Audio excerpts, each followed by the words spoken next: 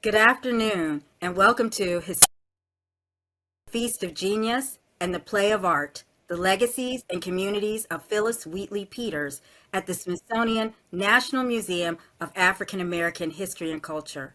My name is Mary Elliott, and I am the curator of American slavery here at the National Museum of African American History and Culture. It is my pleasure to extend greetings on behalf of the museum, including Andrew W. Mellon Director Kevin Young and our program hosts for today. We are thrilled to be here at the Smithsonian's National Museum of African American History and Culture and serve as the repository for this very important collection of documents and objects related to Phillis Wheatley Peters. Phillis Wheatley Peters is representative of the story of bondage and freedom in the nation, particularly during the Revolutionary period. She's represented in the Slavery and Freedom exhibition here at the museum, and she's prominently featured on the platform dedicated to the story of the Paradox of Liberty. She is truly a voice of liberation and an inspiration for those who came after her, including James Baldwin, Nikki Finney, Maya Angelou, and others who were featured throughout the museum.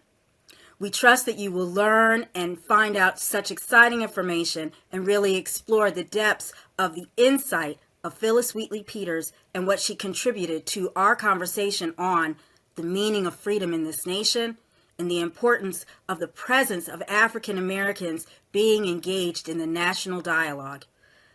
I trust that you will enjoy today's program. It's been my pleasure to welcome you, and we look forward to hearing your comments after you listen to everyone who will present today. Thank you.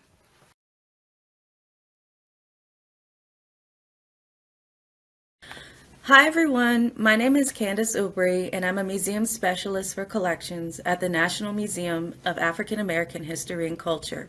Today I'm going to discuss collections and archives access in our facility, our storage facility for our collections.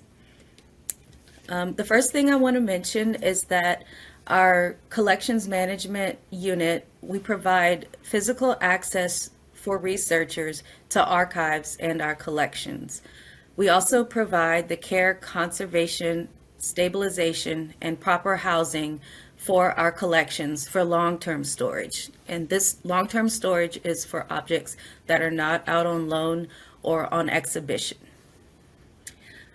We also provide logistical support for our exhibitions, which includes install and deinstall.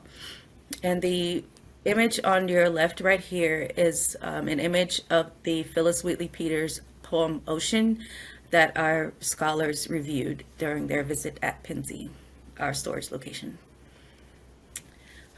First, I want to just kind of go over some general advice for first-time access to archives and collections. This visit in particular happened on June 10th, 2024. And I just want to go over a few things that may help have your visit run more smoothly anytime you access an archive or collection. We suggest that you please use pencils for note-taking, pencils only, no ink. We use document spatulas, and that's used to flip pages in our books. We use book supports and book couches, which I have an image of that I'll show you. And it's all to provide better support for handling. We use clean, dry hands when handling materials. If nitrile gloves are used, I have a nitrile glove here, we move slowly through the materials for proper dexterity. That's why we prefer clean, dry hands first. But if we have to use gloves, we just move more slowly. And the last thing I want to mention is just to take your time with the materials. And we can see the front and backs of materials if you want to, access another part of the page. So right now I'm going to demo how we turn our pages over, because we always want to support our documents. So initially, if you have your document, we'll have it ready on a support board, and you can see all the information on one side here, but if you want to see the other side, we don't want to just flip it over like a regular page. We want to support the whole document while we change to the other side. So we basically sandwich it between a support board flip our boards over, and now you can see the other side of your document with the proper support. So that's just one example of how we keep our documents fully supported while we go through the materials. I mentioned other items that we may use during a visit, book wedges. That's those black wedges on the left side of the screen. Also for supporting books while they're open, we can change the degree angle so that we don't break the spine or damage the spine while we're looking at a book. So we have book wedges. We also have what we call book snakes, which are just basically long strings of weights that can hold a page down in a book, but it'll gently hold it. The weight isn't terribly heavy, so we can sort of move the string around to see what better holds the page down in the best position without damaging the book. We also use book couches, which is the gray support where the empty notebook is sitting on in the image. Document boxes are just the boxes that hold all the folders with our archives in it. So researchers usually pull out folder by folder and review the materials inside. And we have small weights on the left side of the image, and also loops to magnify what you're trying to read. We also have magnifying glasses, but those are a few materials we use to help provide access more easily. Right now, I'm going to kind of speak a little bit on the importance of physical and digital access of this particular project. So digitization and cataloging allows for a broader audience to utilize our collections, because at that point the information is all digitally accessible.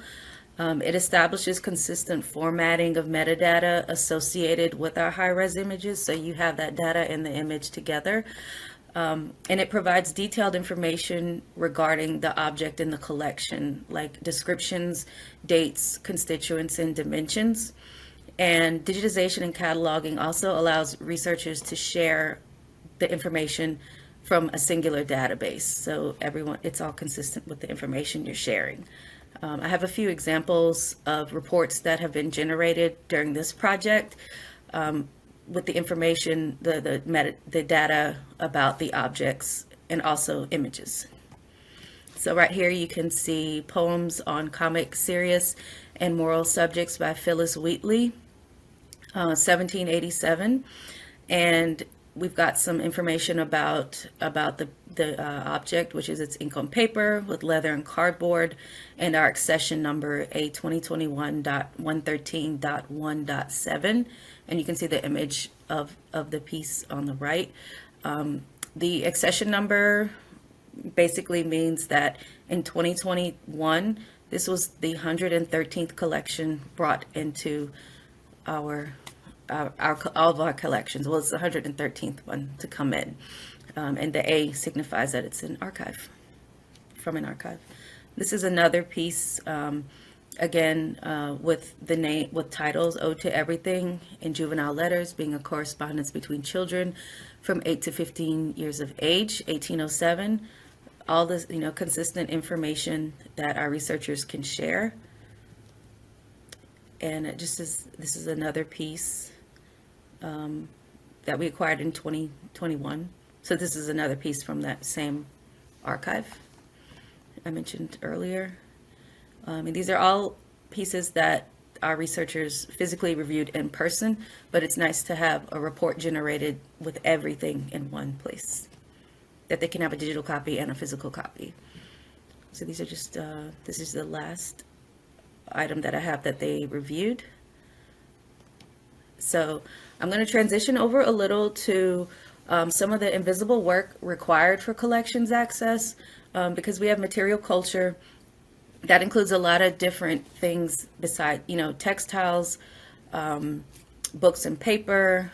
It includes larger pieces, smaller pieces. So one of the larger pieces that we have had to work with is furniture. So to provide that type of access to our researchers, we have to be certified to, use a forklift to get the crates down, to get the furniture out, to make it accessible to everyone else. So sometimes having your forklift certification or single individual lift certifications, those are all helpful skills to have when working in collections management, because if we're providing access, we kind of need to know how to provide access to everything, not just things we can lift with our own hands. But we should know also how to use the tools and equipment to make larger pieces accessible as well. This is a photo of our conservation lab, and these are a few visitors reviewing with our photo conservator some of our pieces upstairs in the lab. And I just have another image of some more conservation work being done on some visual arts pieces. And I think that's everything. So thank you all for joining me, and hope you have a great day. Hello, I'm Sarah Robbins. With Mona Narayan and Barbara McCaskill, whom you'll be hearing from shortly, I'm co-editing a collection of essays for Edinburgh University Press, examining trends in what's sometimes called Wheatley or Wheatley Peters studies. Since the section of the collection that I'm mainly responsible for focuses on life writing about her, today I will spotlight artifacts from the National Museum of African American History and Culture collection that present biographical accounts. Life writings in the museum's recently acquired materials on Wheatley illustrate how such texts have reflected and shaped views of the poet. During my talk, I'll sometimes use PWP as a shorthand to refer to her, but I'll also invoke the naming approaches different individual biographers across time chose, many of them using Wheatley. Artifacts like we'll discuss today are important not just for studying Wheatley Peters specifically, but also for demonstrating more broadly that publicly available resources can support learning about major African American figures and their communities. Digital artifacts are shared cultural resources. For PWP, I'll suggest reading such biographical artifacts together surfaces several recurring themes. The global reach of interest in her biography, the interactivity of genres and texts used to narrate her individual history, and the varying approaches and goals influencing biographical accounts. To showcase these features in the museum's collection, I'll comment on several artifacts. I want to begin with an anthology of writing published in 1808 by French writer Abbé Grégoire, de la littérature des nègres. One feature of this artifact, as its title signals, is the transnational dimension of PWP's celebrity. Grégoire had a personal commitment to anti-slavery work, so his biographical sketch of the poet illustrates how, even early on, her life history was being invoked to argue against slavery. This object also highlights the complexity of retracing networks associated with life writing on Wheatley. For instance, if you don't read French and you sought out translations, you'd find the main published ones have nuanced differences in content. Here's a second short biographical sketch, also from an anthology. This piece was published by a woman writer in the U.S. in 1826. Like Grégoire, Abigail Mott situated Wheatley in a larger context of anti-racist work. Ironically, though, Mott's text also embodies some of the limitations of such efforts in 19th century U.S. culture. Mott's biographical sketches and interesting anecdotes of persons of color, like Grégoire's anthology, exalts Wheatley as an example of Black excellence. And one dimension of this artifact resonates with the still active, indeed extensive trend of writing about PWP's life for youth. Mott's text was originally prepared for use in schools for Black children in New York. So this PWP is a role model for race uplift. A white woman, Mott was one of many 19th century educator writers, such as Lydia Maria Child, seeking to support marginalized people by fostering positive, literacy-oriented learning for youth. Sadly, though, along with the celebration of PWP, this biographical text contributes to what would become a persistent John Peters and her married life. Such portraits would undermine views of her own agency after she acquired freedom. They also fed into demeaning stereotypes of Black manhood. Caroline May's 1848, American Female Poets, embodies a mid-century trend of honoring women as writers. Thus, May's brief life narrative gives a paratextual introduction, locating PWP as important due to her authorship itself versus only as an argument against slavery. Sadly, though, Alexander Sokorides has noted in a monograph on the history of American women's poetry that May's presentation of Wheatley sends mixed messages. May prints only two of the actual poems, Sleep and one of the elegies for a child. And Sokorides signals how language in May's sketch reduces Wheatley to being a, quote, literary curiosity. I would add that May also contributes to what would become another limit in 19th and 20th century writings about PWP, stressed not on the poetry itself, but on her being important, mainly or even only as the first Black woman to publish a book, and thus surprisingly unique. May's account thereby detaches Wheatley from African American community life. And this portrait continues use of underdocumented lore, such as about John Peters, that became ever more persistent through ongoing repetition. Significantly, it was an immigrant to the U.S., Charles Frederick Hartman, who created the first fully developed honoring of PWP's poetry within a more complex portrait of her life. Hartman published 3 Wheatley-linked texts, a set of 6 broadsides presented in facsimile form, a short anthology of poems and letters, and this last piece held in the museum's new collection, what he terms a, quote, critical attempt and a bibliography of her writings. It was only after having the chance to review the items that I've been describing from the museum's new acquisitions that I was able to fully appreciate Hartman's work. His critical attempt in particular situates her life in community, and he gave copies to libraries and individuals such as Arturo Schomburg so as to extend and strengthen this community. Also, the layout of his presentation uses multiple 2-page spreads, setting biographical anecdotes next to reproductions of individual poems as they were originally published. For example, here's his display of the Liberty and Peace poems title page. This approach to visually presenting Wheatley's life in conversation with her poetry encourages an enriched understanding of both. Seeing the Liberty and Peace broadside title page beside life story reporting reminds us that she continued writing and publishing after the 1773 book. Note, too, how she names herself here as Phillis Peters. Hartman's texts on PWP for me thus represent a shift in how Wheatley can be remembered. In that vein, I think we might all feel special gratitude in this historical moment for another of the museum's Wheatley artifacts.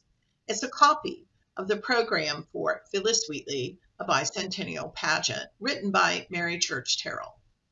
The event, recorded in this program, was one of several stagings of Terrell's pageant as part of a whole cluster of events honoring the birth anniversary of the first president. I've read draft scripts for this pageant through another digital collection held by the Library of Congress. I also attended a reworking of its contents in an adaptation by Professor George Contini of the University of Georgia. Contini's script includes an expanded framing by an actor speaking as Terrell about her writing process.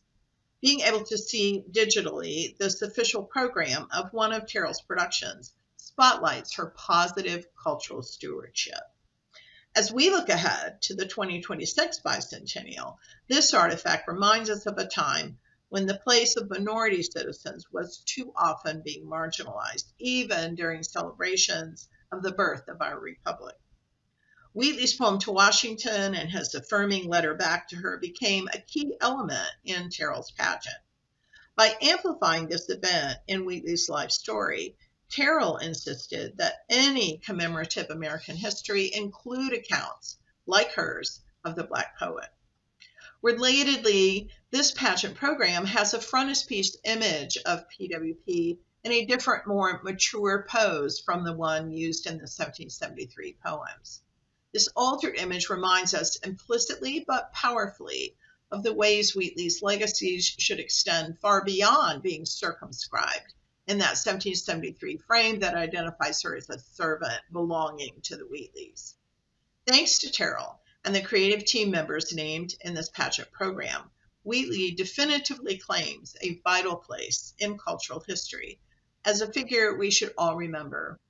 Hopefully, the museum's vital work to make artifacts like this one available through open, digitized access will foster continual and purposeful shared remembering going forward, thereby helping strengthen our sense of an inclusive national community today. Thank you.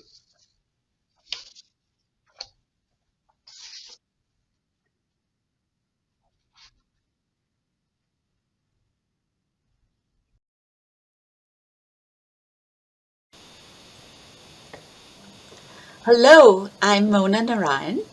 In the collection of essays Sarah, Barbara, and I are co-editing on Phillis Wheatley Peters, I am responsible for the section on poetry. In my presentation, I will continue Sarah's practice of using PWP as a shorthand to refer to the poet. Today, I'm going to spotlight artifacts in the museum that highlight the poet's transatlantic connections, the wide circulation of her poetry, and her fame in Britain. Relatedly, it is useful to remember that she was a British subject for a significant portion of her life. This fact influenced both her experiences and writing. PWP's collection of poems titled Poems on Various Subjects, Religious and Moral, was first published in London in 1773. After initial efforts to publish it in Boston were unsuccessful. Just the year before, in 1772, the English Court of the King's Bench had ruled that an enslaved person could not be legally forced to return to the colonies as a slave. By the time PWP traveled to London in 1773, the Atlantic slave trade, its abolition, and the conditions of the enslaved had become topics of great debate and concern for the British public. It is in this context that I will be discussing several of the museum's artifacts that shed further light on PWP's poetry's publication and its transatlantic reception and appeal.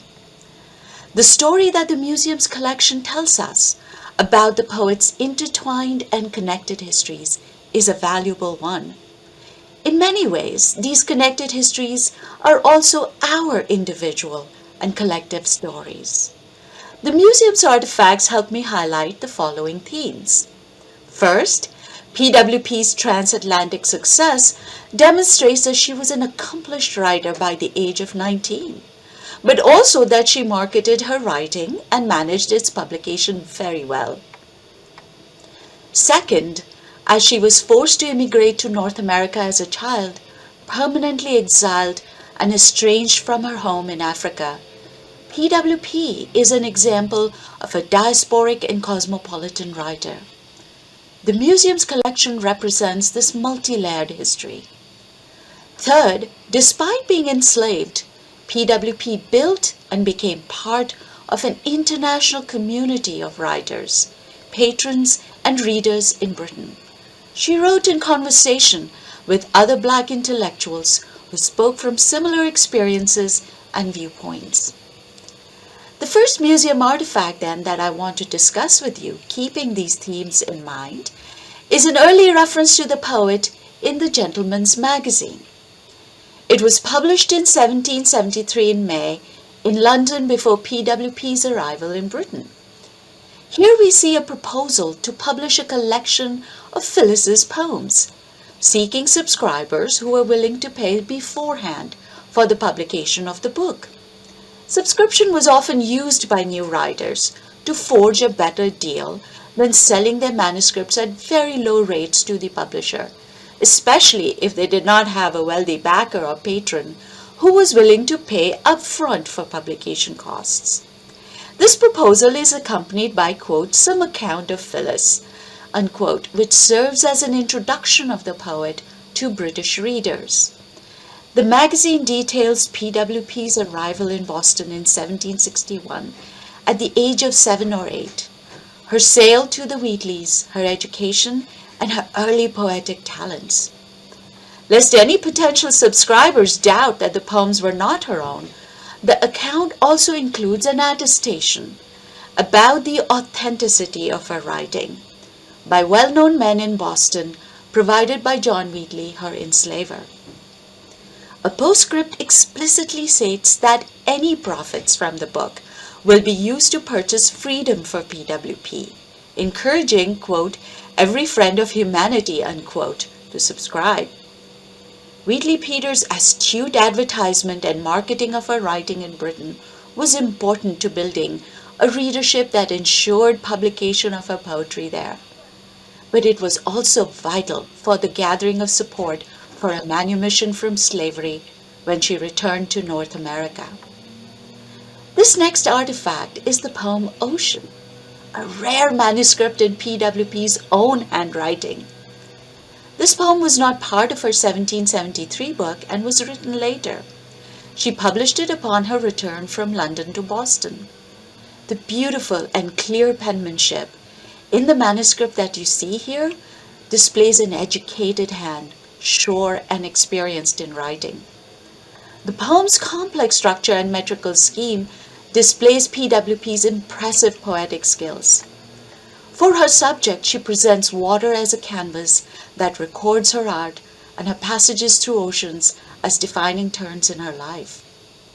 In Ocean, we hear from the poet after her success in Britain, her hope for imminent freedom, but her return is also tinged with the realization of the realities of life in North America. After gaining freedom from enslavement, PWP continued to write more. At the same time, her early poems remained popular amongst readers on both sides of the Atlantic, so her poems were often reprinted or anthologized. This museum copy of the Royal American magazine, published in 1774, prints her poem To a Gentleman of the Navy. The artifact shows us the other places besides her book, like this magazine in which her poetry appeared. The poem celebrates a British naval officer returning to the shores of Britain and away from the, quote, bleak, unquote, North American colonies. It continues to keep Britain as one of her key touch points. The magazine also prints a reply poem by the same gentleman.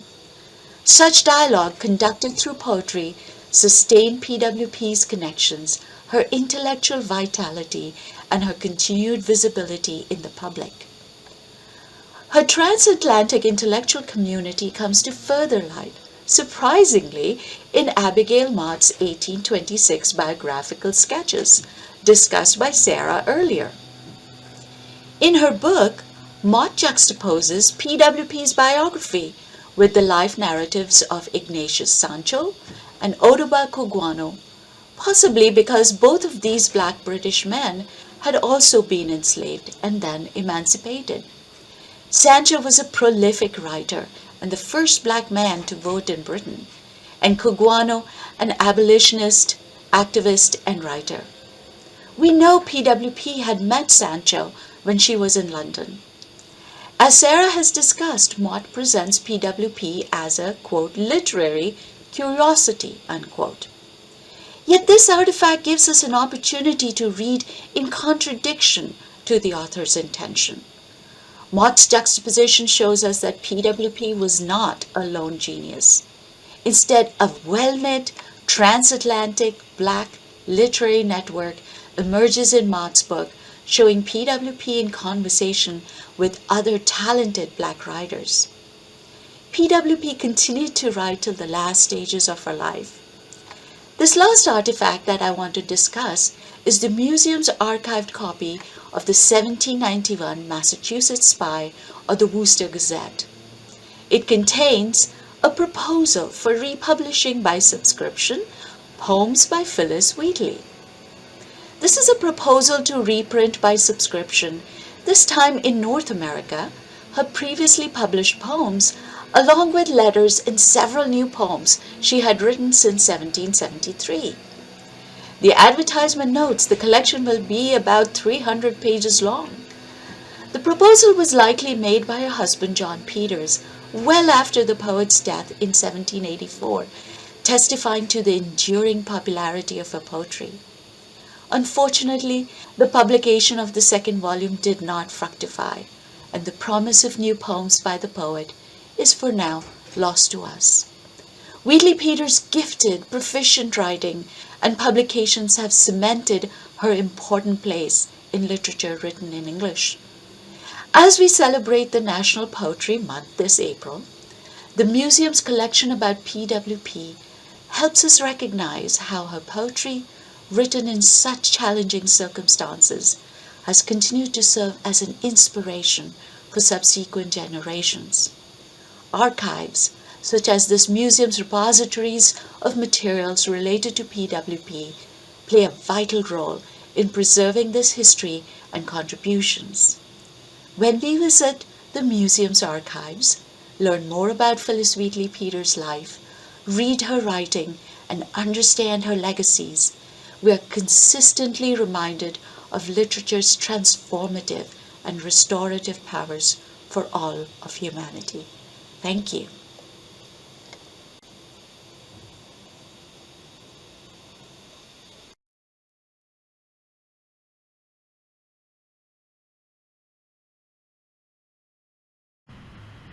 Hello, I'm Barbara McCaskill, and I'm going to share remarks today on legacies of Phillis Wheatley Peters in 19th and 20th century texts.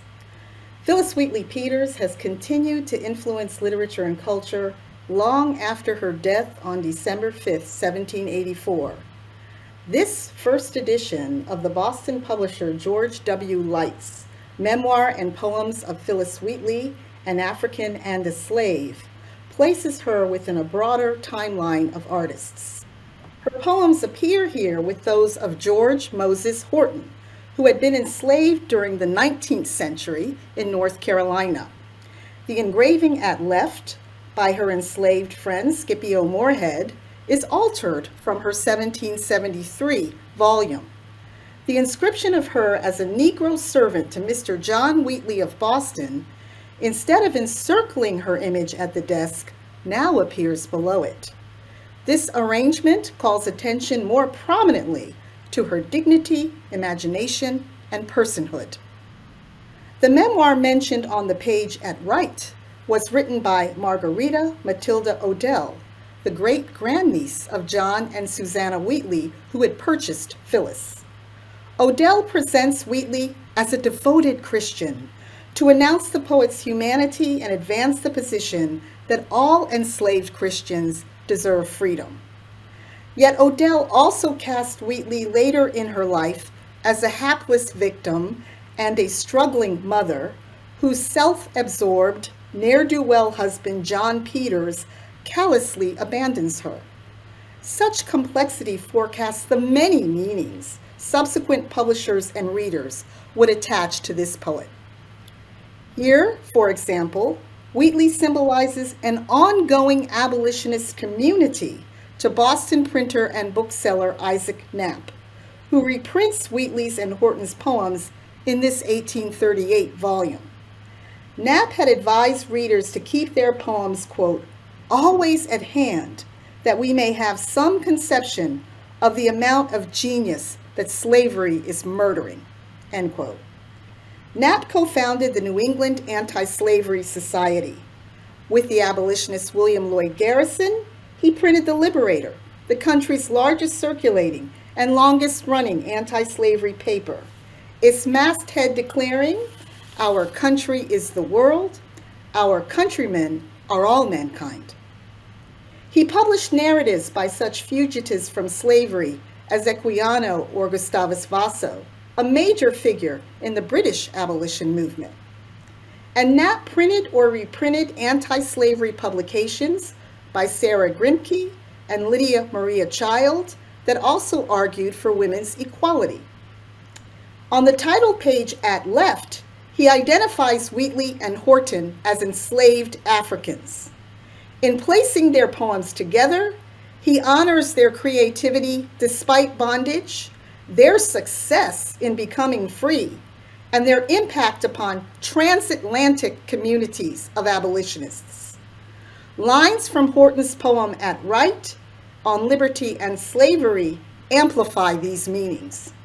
They command tyrants everywhere to, quote, cease and rage no more, and let the joyful trump of peace now bid the vassals soar.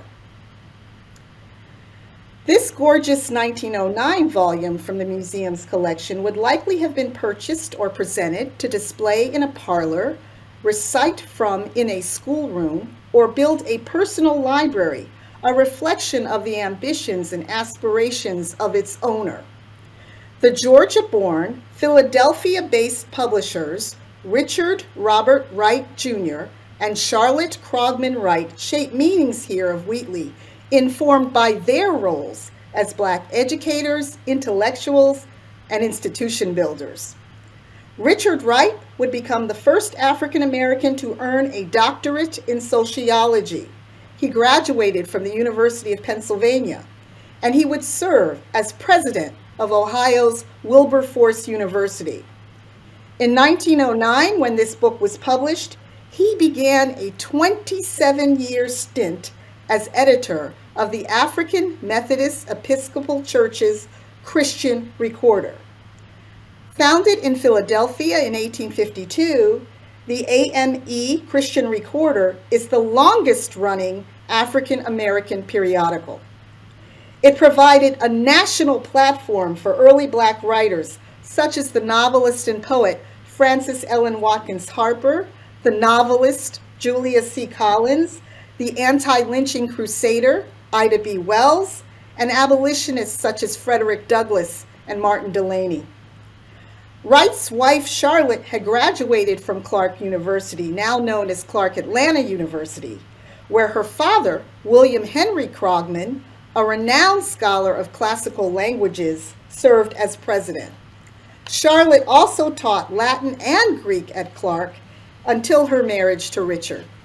Together, the Wrights asserted the self-help, inventiveness, and intellectual sophistication communicated here by Wheatley's portrait, repeated on both the cover and the frontispiece page. A broad, blank sheet of paper rises up from under Wheatley's elbow in this version of her image, as if to capture the energy of her unbroken spirit, noble body, and tenacious mind. She forecasts the productivity of African Americans like the Wrights and the initiatives they strategized, founded, and led as the 20th century unfurled. Yet mass violence against Black people was endemic at the time of their book's publication, often inflamed by Black people's economic wealth in land and property, or their persistence in trying to vote. Mobs of white Americans had murdered African Americans and destroyed their homes and businesses in places such as Wilmington, North Carolina, Atlanta, Georgia, and Springfield, Illinois. Wheatley's words on what we lose by division and through peace, what we stand to gain, would strengthen African Americans' resolve in the midst of such terrors. African American communities have consistently honored Wheatley's life and legacy by founding and naming institutions in her honor: schools, libraries, literary societies, social clubs, and homes for orphan children and single women. This 8-page 1930 booklet by members of the Phillis Wheatley Club of Waycross, Ware County, Georgia, briefly retells her story. It represents here in profile her with birth and death dates prominent underneath, memorializing her, like the previous editions I've shown, as an eminent writer and intellectual. On the page at right, before the biography begins, the names of the president, vice president, secretary, and treasurer are framed between the phrase "published by the Phillis Wheatley Club" above and the name Phillis Wheatley below. By embedding their names, womb-like, between Wheatleys, the club members recognize her as a foremother. Their booklet communicates her legacy of accomplishment and leadership to the next generation. The club members marvel herein that, quote, from a condition of nudity on a slave ship, Wheatley worked her way up until she conquered the social caste of Boston and London, end quote. They recall the poet's correspondence with George Washington, concluding with her famous verses that praise him. In other words, Wheatley evokes for them national values of hard work, determination, education, social mobility, and patriotism. Like their namesake, Phillis Wheatley Peters, it is through intellect and imagination that the club women uplift their community and country. Thank you.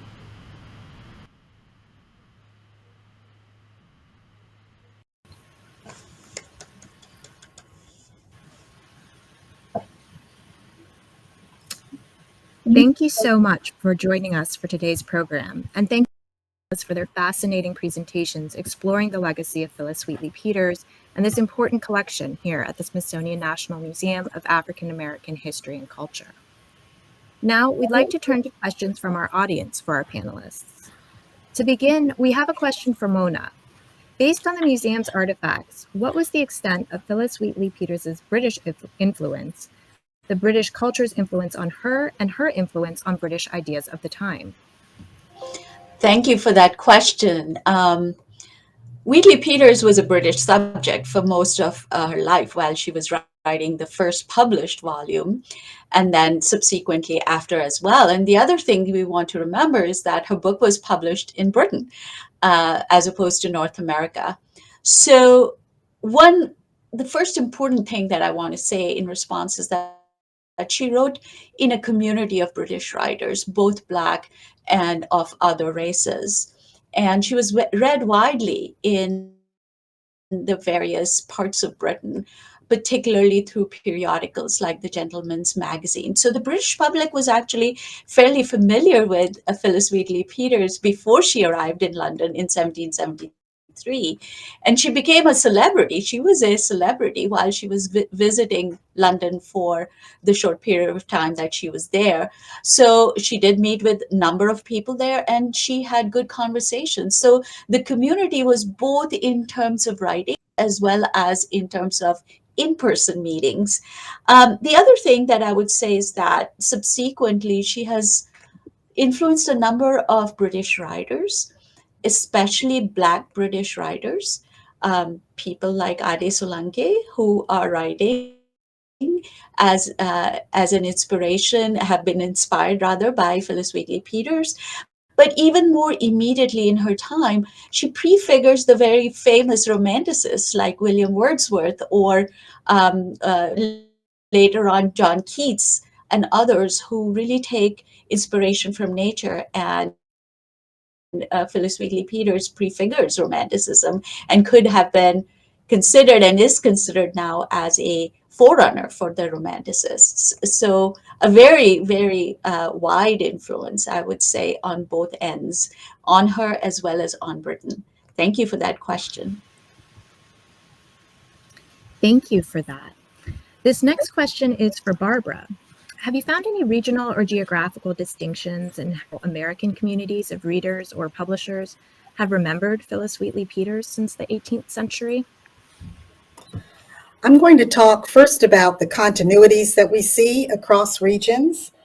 In addition to the idea of Phillis Wheatley writing in community, as Mona has pointed out, we see across regions the acknowledgement of Phillis Wheatley Peters as a community builder, builder of intellectual and artistic communities, but also an inspiration for communities of laborers, in particular women laborers going forward, and inspiration for communities of political activists. We can't forget that Phillis Wheatley Peters took an active interest in the Revolutionary War and in the ideals and aspirations of the colonists, And subsequent generations across the United States have been inspired by that willingness to engage in the exchange of political ideas and willingness to engage in the current debates of her day.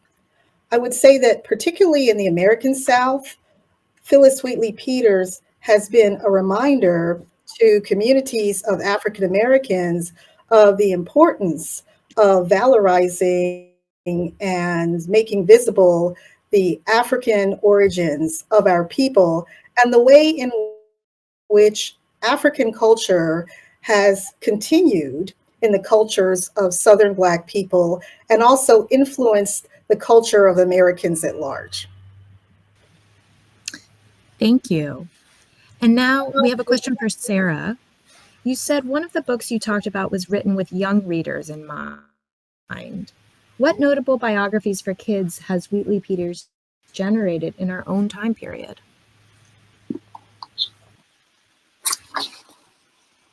That's a great question. And I have become a fan of the wide array of YA and children's biographies that have been written about Wheatley in the late 20th and 21st century. One thing I want to do is refer you to our project website. The Wheatley Peters Project website spotlights a lot of those biographies, thanks to my colleague Carmen Kennard from TCU, and our library in partnership with the University of Georgia Library, who created LibGuides that include a lot of information about biographies and other readings for young people. But I want to mention a couple of my own favorites. One that I've actually recommended to many readers and that I've used in my own classes is a book by Afua Cooper, who is a Black scholar currently living in Canada. And her biography of Phillis Wheatley is both accessible and scholarly.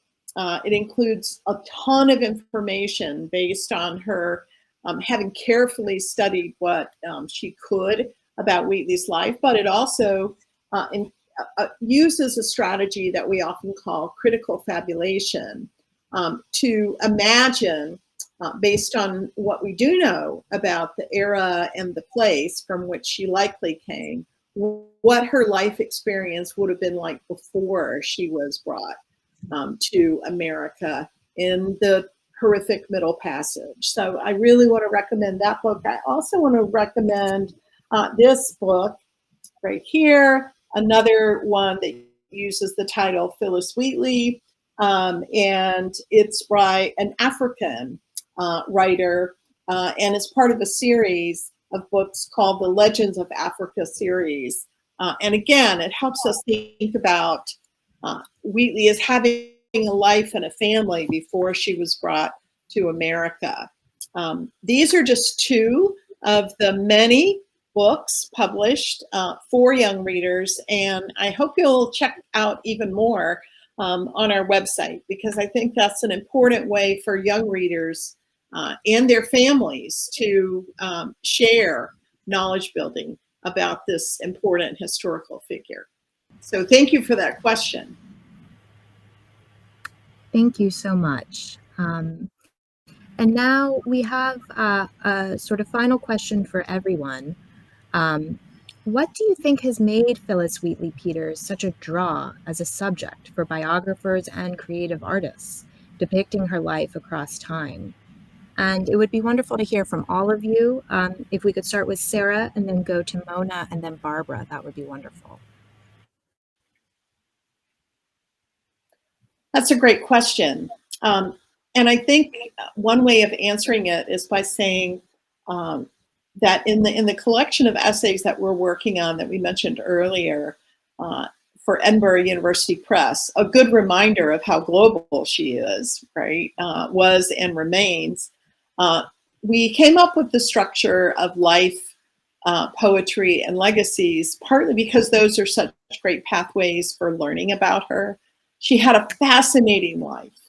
And whether or not we're fans of poetry in this Poetry Month of April, we can certainly take inspiration from her life and learn a lot about the history of the period. And one of the ways to do that, of course, is in the exhibits at the National Museum of African American History and Culture, where she is featured, as Mary Elliott mentioned at the beginning of our program. I'm a particular fan of her presentation in the Paradox of Liberty exhibit in the museum, where she's presented along with Elizabeth Freeman, Banneker, Toussaint, and Thomas Jefferson. So I think another reason for her continued resonance is that more and more she's being embodied in museum exhibits, in creative work, like Drea Brown's wonderful poetry, like Ade Solanke's dramatic texts that Mona mentioned earlier. So we also, in addition to thanking all the wonderful museum workers who help us learn about Wheatley Peters, we want to thank the creatives who are doing such wonderful work, telling her story in powerful ways. I would say that in part, she is us, the fabric of the United States, and in so many ways, the fabric of the globe. She was a migrant, forced immigrant, diasporic.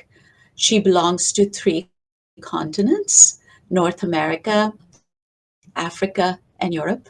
And she wrote despite challenges, and she is so inspirational in so many ways.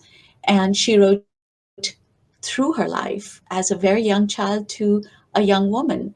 And so we are able to see the whole gamut of thoughts of her growing up and the changes and stages of her writing as well. So she's a powerful, powerful example of a writer's development and growth, but also her brilliance and her perseverance. And I think that's why she has captured our imagination so much.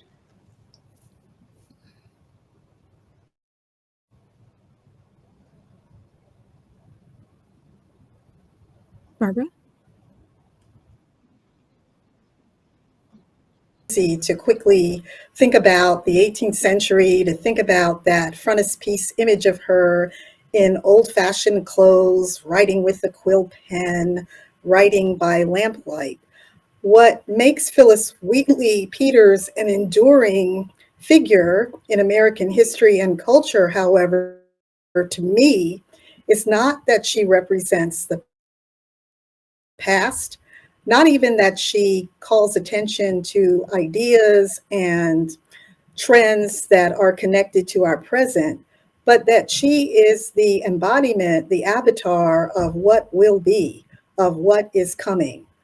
Having visited this museum many times, I enjoy most especially going into the Afrofuturism exhibit and finding, alongside contemporary writers, an exhibit about Phillis Wheatley Peters.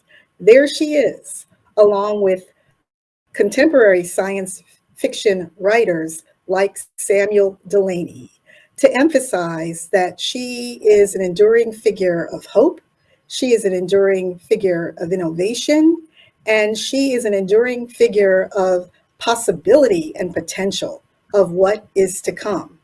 I can't think of anything that embodies the American spirit more than that.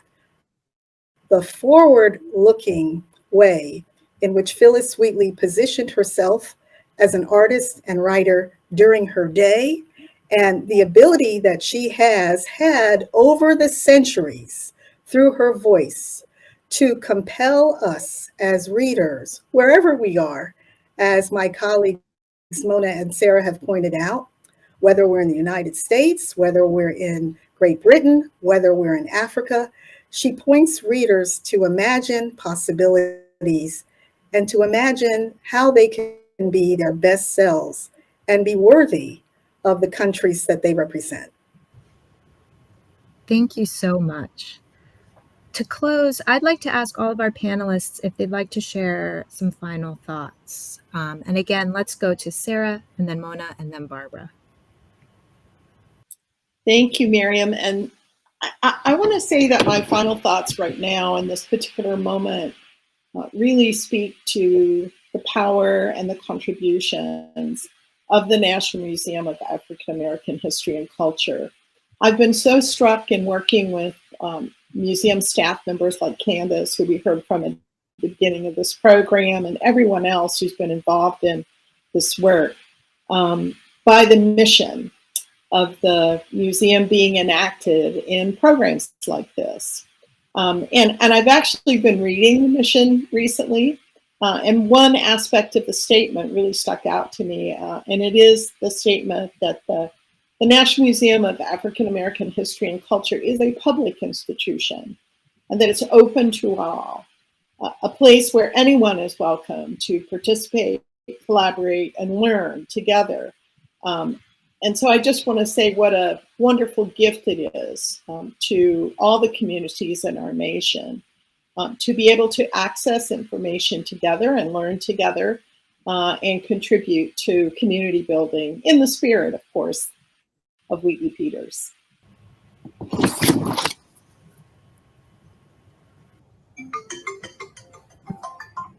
I will pick up after Sarah and, in fact, connect to what she's saying. I think thinking about Wheatley Peters, the artifacts at NEMAC, at the museum, is really sort of putting into focus the aspect of writing, remembering, and remaking, which are key aspects of self-understanding. And I think what the museum's artifacts really show us is that how crucial they are to our self-understanding, our collective self-understanding, and not just limited by borders of countries, but in general. And the other thing that I do want to say is that the way that the staff at the museum have supported scholarship work is one of the best examples of the power of the humanities, working hand in hand with public work, being able to speak with you today. And your attendance of this event is so important because this is about cultural and aesthetic self-understanding, both of the past, the present, and the future. So thank you, everybody. Well, I jotted down a few notes about what this museum means to me on the way over here. And I'd like to say that in addition to what museum means to me on the way over, the wonderful about this Smithsonian Museum is external. From whatever direction you approach the museum, you see the beautiful golden crown of this museum partnered with the tall marble obelisk beside it of the Washington Monument. This is Wheatley's spirit. It is calling out to General George Washington, and it is calling out to us. This is Wheatley, our American ancestor, calling out to all of us as Americans to be our best selves at this moment and to be worthy of the name American. Thank you.